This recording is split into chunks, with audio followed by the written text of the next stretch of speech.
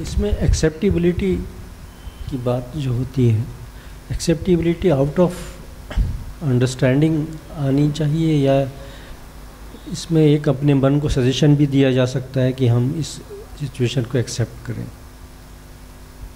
Generally जैसे acceptability किसी भी चीज़ की है।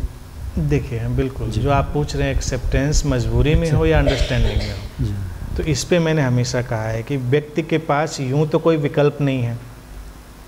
अगर कोई बदलाव हो गया तो आप करेंगे क्या? आप उसको एक्सेप्ट तो करते ही हैं हर हाल में, लेकिन अगर कोई मन महसूस कर हार कर एक्सेप्ट करता है तो वो अवेकनिंग नहीं पैदा होती। एक है अंडरस्टैंडिंग के थ्रू एक्सेप्ट करना कि लाइफ फ्रेजाइल है, लाइफ ऐसी परिवर्तनशील ज़िंदगी है, यहाँ बहुत सारी चीज़ें होती हैं, बदलाव घटते हैं, तो वो एक उसके अंदर समझ है, प्रज्ञा है, तो वो बहुत लड़ाई नहीं लड़ता उस चीज़ से, जानता है चीज़ को और उस हिसाब से हैंडल करेगा। तो दूसरी कंडीशन में उसके अंदर शांति ज़्यादा होगी, ठहराव ज़्यादा होगा, और मजबूरी में कोई एक्सेप्ट करेगा तो उसके अंदर डिप्रेशन भी आने के चांसेस बनेंगे, क्योंकि और कुछ कर नहीं सकता, वो एक्सेप्ट तो करना ही पड़ेगा आपको। रात हो गई तो क्या करेंगे? अब रात हो गई, अब कोई रात के लिए बिल्कुल पैनिक में चला जाए, जल्दी से सुबह कैसे होगी, सुबह कैसे होगी, कोई आपके पैनिक से कोई फ़र्क तो नहीं पड़ेगा। आप जानते हैं कि ये जीवन का चक्र है, ऐसे घूमता है, और आप ये भी जानते हैं कि जीवन कोऑपरेट करता है। जब आप छोड़ते हैं तो जीवन सहयोग भी देता है। ये एक अलग मिस्ट्री है, इसको अंडरस्टैंडिंग के थ्रू ही हम समझ के हैंडल कर पाते हैं।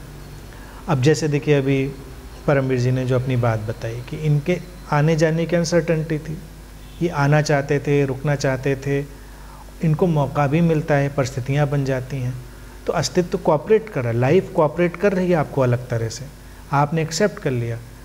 लेकिन अगर जाने पर आप झींकते रहें या आप उस पर अपने आप को किसी भी तरह से परेशानी में पड़ा हुआ अनुभव करें, तो शायद आप परेशानी में अनुभव करेंगे, लेकिन आप आई परिस्थिति जाने की तो आप चल दिए। ट्रैवल की ही बात है इनके केस में, कोई फ़र्क नहीं। तो अगली चीज़ भी आपके लिए अस्तित्व मैनेज करता है, ये एक दूसरा पहलू है। लेकिन जो व्यक्ति मजबूरी में पकड़ता है, कई बार वो मदद को देख ही नहीं पाता, वो उसको अवेल नहीं कर पाता। अब चाहे वो फाइनेंशियल लॉस हो, डेथ हो, कोई भी चीज़ हो, आप उसको विजडम से एक्सेप्ट कर सकते हैं। अब फाइनेंशियल लॉस हुआ, विजडम यही कहेगी कि ये सब कुछ तो नहीं है, ज़िंदगी इससे बड़ी है। हम उस ज़िंदगी पर फोकस करते हैं जो उससे बड़ी है, हम इस चीज़ पे नहीं। वो निकल जाएगा, लेकिन जिसको लगता है यही सबसे बड़ी चीज़ है, वो रोता बिसुरता रह जाएगा। केवल रिलेटिव जो कॉन्टेक्स्ट है उसमें बहुत अंतर हो जाता है दोनों में। तो हमेशा चॉइस तो यही होगी कि व्यक्ति अंडरस्टैंडिंग से मेडिटेटिवली एक्सेप्ट करे, समझ के साथ एक्सेप्ट करे।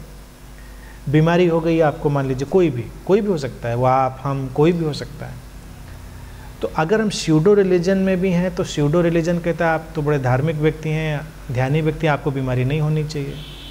तो ये अनसर्टनिटी नहीं है कि नहीं होनी चाहिए का मतलब क्या है, हो सकती है, किसी को भी हो सकती है।